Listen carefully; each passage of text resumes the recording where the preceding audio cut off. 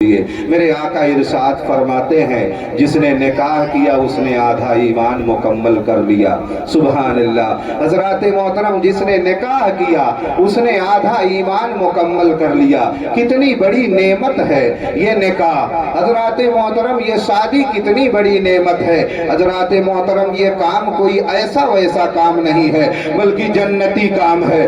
آپ جانتے ہیں حضرات محترم، جب اللہ تبارک و تعالیٰ نے حضرت آدم علیہ السلام کو پیدا کیا اور جنت میں رکھ دیا، حضرات محترم حضرت آدم علیہ السلام جنت میں ہیں۔ میں آپ سے پوچھنا چاہتا ہوں، اگر ہمارے اور آپ کے لیے 6 کمرے کا کوئی اچھا سا محل بنا دیا جائے، کوئی گھر بنا دیا جائے اور اس میں آپ کو اکیلے لے جا کر کے ڈال دیا جائے کہ بھیا اسی میں آپ کو رہنا ہے، حضرات محترم آپ نکل کر آؤ گے اور کہو گے کہ حضرت ایسی بات ہے اس میں دل نہیں لگ رہا ہے، کمرے تو بڑے اچھے ہیں، بڑا ڈیکوریشن ہے، بڑے زیب و زینت ہیں، مگر اچھا نہیں لگ رہا ہے کیونکہ میں اکیلا ہوں۔ حضرات محترم اسی طرح حضرت آدم علیہ السلام کے دل نے بھی کہا مالک و مولا میرے دل کو قرار نہیں آتا، کوئی دل کی بات کرنے والا نہیں ہے، کوئی جس سے دل کی بات کر لیا جائے تاکہ دل کو سکون مل جائے۔ تو اللہ تبارک و تعالیٰ نے حضرت آدم کے بائیں پسلی سے حضرت حوا رضی اللہ تعالی عنہا کو پیدا کیا حضرات محترم، اور ان کا نکاح جنت میں ہوا۔ حضرات محترم یہ شروعات کا معاملہ ہے، لیکن آؤ دیکھو جب دنیا میں کچھ نہیں ہوگا حضرات محترم اس کے باوجود بھی کوئی نعمت جو ہے آپ کو اگر جاننی اور پہچاننی ہے کہ یہ نکاح کتنی بڑی نعمت ہے تو حضرات محترم جب جو ہے جنتی جنت میں ہوں گے تو اللہ تبارک و تعالیٰ اپنے نیک بندوں اور بندیوں کا نکاح کروائے۔ اتنی اچھی نعمت، اتنی فضیلت والی نعمت حضرات محترم، اس میں ہم لوگ تمام طرح کی بری رسموں کو، تمام طرح کی خرافات کو داخل کر دیا ہے، لیکن ہم کسی کی بات نہیں کرتے، ہم نہ ان کی بات کرتے نہ ان کی بات کرتے، ہم تو مدینے والے تاجدار کی بات کرتے ہیں، ہم ان کے غلاموں کی بات کرتے ہیں، ہم ان کے صحابہ کی بات کرتے ہیں۔ میرے نبی کے پاس بھی تو ایک بیٹی تھی، انہوں نے بھی تو نکاح کیا تھا، نبی کے ماننے والے ہیں، نبی کے کلمہ پڑھنے والے ہیں، تو ہمیں ہونا یہ چاہیے کہ ہم نبی کی سنتوں پر عمل کر کے اپنی زندگی کو گزاریں۔ نبی نے جو طریقہ بتایا ہے ہم اس طریقے پر چل کر کے اپنی زندگی گزر اور بسر کریں۔ حضرات محترم، جب حضرت علی سے میرے نبی نے کہا علی آپ کا نکاح کر دیا جائے، حضرت علی نے کہا حبیبی یا رسول اللہ میرے پاس تو خود کا مکان نہیں ہے، میں کیسے نکاح کے لیے راضی ہو جاؤں؟ اللہ اکبر مسلمانوں، لال پور کے مسلمانوں، اب سوچو آپ جاتے ہو رشتہ کرنے کے لیے، آپ جاتے ہو تلاش کرنے کے لیے اپنی بیٹی کے لیے داماد۔ حضرات محترم کوئی جاتا ہے اپنے لڑکے کے لیے لڑکی دیکھنے کے لیے، اگر اس کے سامنے یہ جملہ آ جائے کہ میرے پاس خود کا مکان نہیں ہے، وہیں سے قدم کو واپس کر لے گا، کہے گا اس کے پاس تو کچھ نہیں ہے، اپنی بیٹی دوں تو کیسے دوں، اس کے ساتھ اپنی بیٹی کا نکاح کروں تو کیسے کروں، اس کے پاس تو کچھ نہیں ہے۔ اللہ اکبر مسلمانوں، لیکن میرے آقا کی سیرت دیکھو، میرے آقا کی سنت دیکھو، میرے آقا جو ہے مال دولت نہیں دیکھ رہے ہیں، میرے آقا ثروت نہیں دیکھ رہے ہیں، میرے آقا مکان نہیں دیکھ رہے ہیں، میرے آقا اگر دیکھ رہے ہیں تو حضرت علی کا علم دیکھ رہے ہیں، حضرت علی کی شجاعت دیکھ رہے ہیں، حضرت علی کی بہادری دیکھ رہے ہیں، حضرت علی کی دینداری۔ نعرہ تکبیر، نعرہ تکبیر، نعرہ رسالت، نعرہ رسالت، جشن عید میلاد النبی، جشن عید میلاد النبی۔ سبحان اللہ، سبحان اللہ۔ آپ نے کیا سمجھا؟ میرے آقا نے بتا دیا یہ میرے امتیوں، یہ مجھ کو ماننے والوں، میرا کلمہ پڑھنے والوں، جب تم رشتے کے لیے جانا، بیٹا ہوگا یا بیٹی ہوگی تو دولت کو بعد میں دیکھنا، ثروت کو بعد میں دیکھنا، جائیداد کو بعد میں دیکھنا، سب سے پہلے دینداری دیکھ لینا۔ سبحان اللہ۔ المختصر یہ کہ وہاں سے اجازت مل گئی. میرے آقا نے فرمایا اے علی نکاح کر، اللہ امداد کرے گا، مدد کرے گا. حضرات محترم اس کے بعد آقا اپنی بیٹی کے پاس پہنچتے ہیں. حضرات محترم اپنی بیٹی سے مشورہ کرنا چاہتے ہیں. کیا آج ہم اور آپ اپنی بیٹیوں کے آرزو کو، ان کی تمناؤں کو پوچھتے ہیں؟ بتا بیٹی تیری کیا مرضی ہے، تیری کیا رائے ہے؟ حضرات محترم کیونکہ بیٹیاں تو محبت کرتی ہیں اپنے باپ سے نا. ایک ایسا نکاح ہو گیا تھا، مولانا صاحب گئے نکاح پڑھانے کے لیے، کلمہ پڑھانے لگے تو دولہا گنگا نکلا. اب بیٹی گریجویشن کی ڈگری لیے ہوئی تھی، بڑی حسین و جمیل تھی. مولانا صاحب وہاں سے اٹھ گئے، کہنے لگے بیٹی بتا جس سے تیرا نکاح ہو رہا ہے، تیرا رشتہ ہو رہا ہے، اس کے بارے میں تجھے کچھ پتا ہے؟ تو جانتی ہے وہ کیسا ہے؟ تو پہچانتی ہے وہ کیسا ہے؟ بچی نے بڑے ادب کے ساتھ کہا مولانا صاحب جانتی ہوں، پہچانتی ہوں کیسا ہے، گنگا ہے، بول نہیں سکتا ہے. مولانا صاحب نے کہا بتا بیٹی کیا تیرے پاس مجبوری ہے، کیا دقت ہے، تو بول نہیں رہی ہے، احتجاج نہیں کر رہی ہے، وروध نہیں کر رہی ہے. بیٹی نے جواب دیا تھا مولانا صاحب سنیے اس لیے نہیں بول رہی ہوں کیونکہ جو ہے اگر میں احتجاج کر دیا، اگر میں نے وروध کر دیا، اگر میں نے وروध جتا دیا تو اس بڑے مجمع میں، پورے محفل میں میرے باپ کی پگڑی اچھل جائے گی اور مجھ کو یہ گواہ. یہ بیٹیاں ہوتی ہیں جو ٹوٹ کر اپنے باپ سے محبت کیا کرتی ہیں، یہ رحمت ہوا کرتی ہیں. تبھی تو ایک شاعر نے کہا اس کے گھر میں رحمتوں کی کھیتیاں نہیں ہوتی، اس کے گھر میں رحمتوں کی کھیتیاں نہیں ہوتی. جس کے گھر میں، جس کے گھر کے آنگن میں بیٹیاں نہیں ہوتی. بیٹیوں کے مقام کو اگر ہم اور آپ سننا چاہتے ہیں تو سنیے. یہی حضرت فاطمہ ہے، عمر 6 سال ہے تقریباً، گزر رہی ہے راستے سے. ابو جہل نے جب دیکھا کہ عابدہ زاہدہ طیبہ طاہرہ گزرنے والی ہے، نبی کی شان میں گستاخی کرنے لگا. بیٹی ہے، محبت ہے باپ کی دل میں، کیسے برداشت کر لیتی؟ یہ لڑکے ہوتے ہیں، کوئی ایسا ہوتا ہے کہہ دیتا ہے کہ چلو ان کی زبان ہے، اس کی منہ ہے، بولنے دو، کتنا بولے گا، ابھی بول کے چپ جائے گا. لیکن بیٹی کی محبت دیکھو. حضرت فاطمہ نے جواب دیا ہے اے ابو جہل تو جھوٹا ہے، تیرے حواری مواری جھوٹے ہیں، جو تیرے ساتھ ہیں وہ لوگ جھوٹے ہیں. میرا باپ سچا ہے اور میرا باپ جس خدا کی وحدانیت کا اقرار و اعلان کرتا ہے وہ خدا سچا. چھوٹی سی بچی تھی حضرت فاطمہ، جب یہ جملہ ابو جہل جیسا مغرور گھمنڈی سنتا ہے تماچا لگا دیتا ہے. حضرت فاطمہ روتی ہوئی نبی کی بارگاہ میں پہنچ جاتی ہے. میرے نبی نے باہوں کو پھیلایا، میری بیٹی تیرے آنکھوں میں آنسو کیسے؟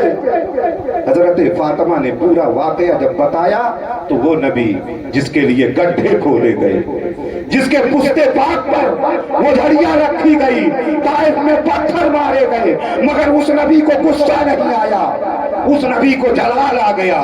انہوں نے فرمایا میری بیٹی فاطمہ ابو سفیان سے جا کے کہہ دو اگر وہ بدلہ لیتے ہیں تو ٹھیک ہے، ورنہ اپنی بیٹی کا بدلہ آج محمد ابن عبداللہ یہ بیٹے کی محبت، یہ بیٹی کی محبت ہے جو باپ کے دل میں ہوا کرتا ہے. اگر بیٹی سسرال سے خوشی خوشی آئے تب بھی باپ کے آنکھوں سے آنسو نکل جاتے ہیں، اور اگر روتی ہوئی آئے تب بھی باپ کے آنکھوں سے آنسو نکل جاتے ہیں. المختصر یہ کہ ابو سفیان کے پاس حضرت فاطمہ پہنچتی ہیں. حضرت فاطمہ ابھی ابو سفیان ایمان نہیں لائے، हजरत फातिमा ने पूरा वाकया बताया। अबू सुफियान पहुंच गए अबू जहल के दरवाजे पर, खटखटाया, अबू जहल निकल। अबू जहल निकलता है, क्या बात है, खानदान के बेटी को तूने थप्पड़ कैसे मार दिया, बता, इसकी कोई इज्जत है, कोई वकार है, ये तो बेटी है, तूने थप्पड़ कैसे मारा। अबू जहल का सिर झुक गया। अबू सुफियान ने कहा, बेटी लगा थप्पड़ इसको। अब हजरत फातिमा का किरदार सुनो, जो नबी ने पिलाया था, जो नबी ने पढ़ाया था, जो नबी ने तरबियत किया था, अब हजरत फातिमा की जुबान बोल रही है। हजरत फातिमा अर्ज करती है, कहती है, अरे जो है मेरे बाप ने बदला लेना नहीं सिखाया है, मेरे बाप ने तो माफ करना। अल्लाहु अकबर मुसलमानों। मगर अबू सुफियान अपने हाथ में हजरत फातिमा का हाथ लेते हैं और एक थप्पड़ रसीद करते हैं अबू जहल के गाल पर। हजरत फातिमा के चेहरे पे मुस्कुराहट आ गई, सुभान अल्लाह। वहां से आती हैं अपने बाप की बारगाह में, मेरे नबी ने हाथों को उठा दिया, ए मालिको मौला, मेरी बेटी के चेहरे पर जिसने मुस्कुराहट लाई है, मालिको मौला, उस अबू सुफियान को मौत उस वक्त तक ना देना जब तक वो कलमा पढ़ करके इस्लाम में दाखिला ना ले ले, तेरी वहदानियत का इकरार।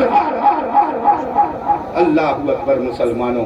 नबी का हाथ उठ जाए, उस नबी का हाथ जिसके बारे में सैयदी सरकार आला हजरत कहे, इजाबत का सेहरा इनायत का जोड़ा, इजाबत का सेहरा इनायत का जोड़ा, अरे दुल्हन बन के निकली दुआए मोहम्मद, अरे इजाबत ने झोंक कर गले से लगाया, बड़ी नाज से जब दुआए मोहम्मद।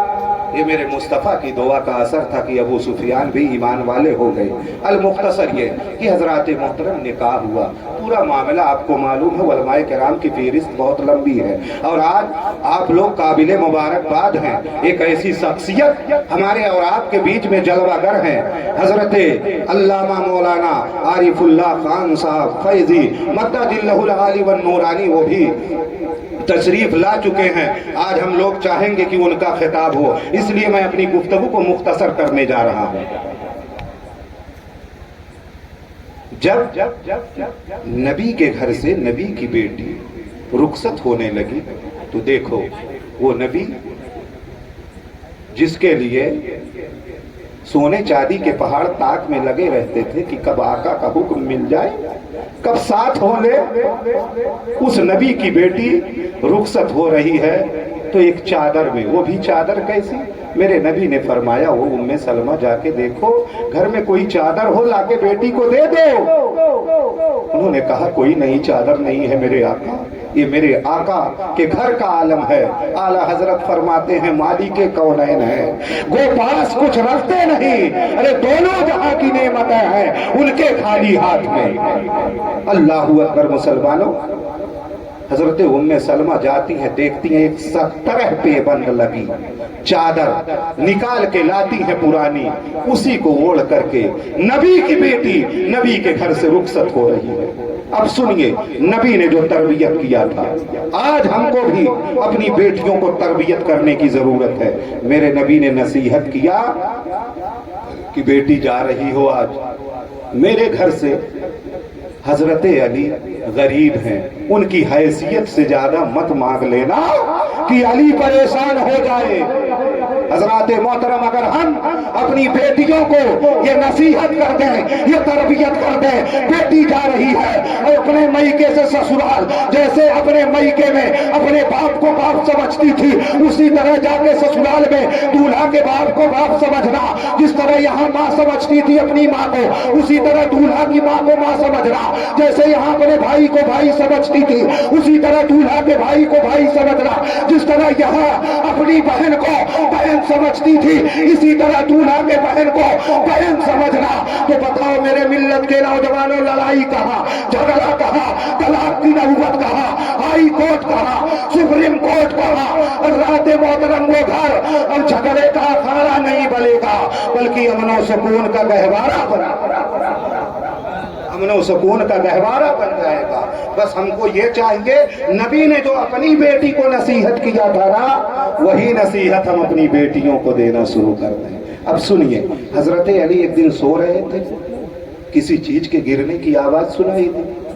उठ के जाके देखते हैं, देखें कौन सी चीज गिर गई।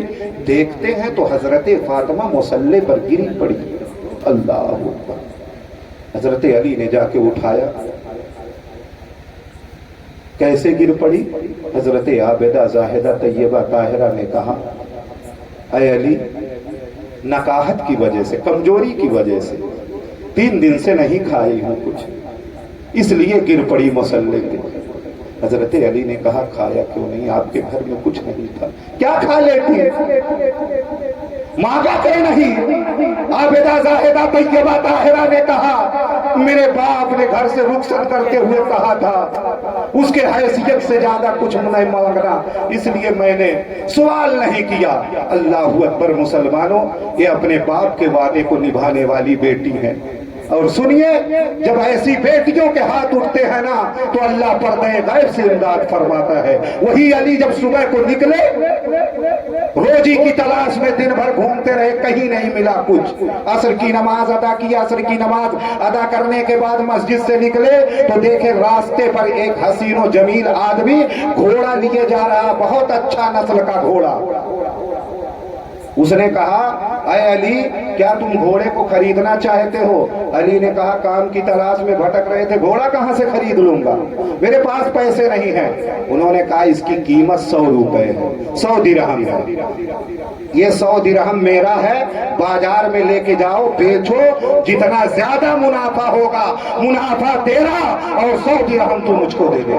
अल्लाहु अकबर। मुसलमानों, लेके निकले, अच्छी नस्ल का घोड़ा था, बिक गया 110 दिरहम का।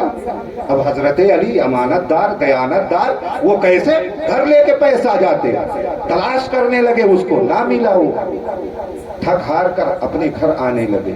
आका ने देखा तो मुस्कुरा दिया। वो नबी मुस्कुरा दें जिसकी तस्कीन से रोते हुए हंस पड़े, उनकी तबस्सुम की आदत पे लाखों सलाम। हजरात मोहतरम, जब आके पूरा माजरा सुनाया गया तो मेरे आका ने इरशाद फरमाया, ए अली, ये मेरी बेटी के दुआओं का असर है। जब तू घर से निकला था, मेरी बेटी ने मुसल्ला बिछाया था, हाथों को बारगाहे मौला में उठाया था। ए मौला, मेरे शौहर गए हैं रोजी रोटी की तलाश में, बच्चों के खाने पीने के इंतजाम में। मालिको मौला, मेरे शौहर को उस वक्त तक वापस ना करना जब तक तू उनको खाने पीने का इंतजाम ना कर। अल्लाहु अकबर। मुसलमानों, अगर मेरी माँ बहनें सुन रही हैं तो ये भी सुन ले, जब भी शौहर काम के लिए निकले, धंधे के लिए निकले, हमारी माँ बहनें दुआओं के लिए हाथ उठा दें तो इंशाअल्लाह इनकी हर आरज़ू, इनकी हर मांग पूरी होती जाएगी। तो नबी की सीरत पर अमल करने की जरूरत है। एक आखिरी बात, बस एक आखिरी बात, क्योंकि हजरत अल्लामा मौलाना खुर्शीद अहमद साहब ने माँ बाप के ताल्लुक से एक बात कही थी, तो मैं सोचता हूँ एक बात उसमें मैं भी ऐड कर दूँ, क्योंकि यहाँ नौजवानों का पूरा उन्हीं को टारगेट करके बात कही गई थी और आज ये बात आती भी है हजरत मोहतरम। इसलिए हजरत उमर फारूक आजम की बारगाह में एक नौजवान लड़का गया, अपने माँ की बार बार शिकायत करता था, बार बार शिकायत हजरत अली के सामने, हजरत उमर के सामने, किसकी मजाल की वो बोल सके, लेकिन वो बोल रहे थे। वहाँ हजरत उमर फारूक आजम ने कहा, तू बहुत बोल रहा है, ला पत्थर। पत्थर को लाया गया और उसके बाद उसके पेट पर बांध दिया गया। कहा, तू अपनी माँ बाप का शिकायत करता है, बांध पत्थर। पत्थर को बांध दिया गया। उसके बाद हजरत उमर फारूक आजम ने कहा कि चक्कर लगाओ, 2-4 चक्कर। جب چکر لگانے کے لیے کہا گیا 2-4 چکر کاٹا، کاٹنے کے بعد آ کے بیٹھ گیا، حضور بڑی تکلیف ہو رہی، اب چلا نہیں جا رہا ہے۔ عمر فاروق اعظم نے گرج کر فرمایا، وہ نادان، تیرے پیٹ پر ایک پتھر بندھا ہے، تو چل نہیں سکتا ہے، 2-4 چکر نہیں لگا سکتا۔ ارے تیری ماں نے جس کے بارے میں تو شکایت کرتا ہے 9 مہینے تک اپنے پیٹ میں لے کر کے چلا ہے، بتا تو اس کا حق کیسے آتا؟ اس لیے میرے ملت کے نوجوانوں، وقت بہت کم ہے، اپنی گفتگو کا یہی میں اختتام کرتا ہوں، اللہ کی بارگاہ میں دعا کرتا ہوں، مالک و مولا ہمیں اور آپ کو اسوہ حسنہ پر چل کر کے اپنی زندگی بسر کرنے کی توفیق و رفیق عطا فرما۔ استغفر اللہ ربی من کل ذنب واتوب الیہ وما علینا الا البلاغ المبین۔ السلام علیکم ورحمۃ اللہ وبرکاتہ۔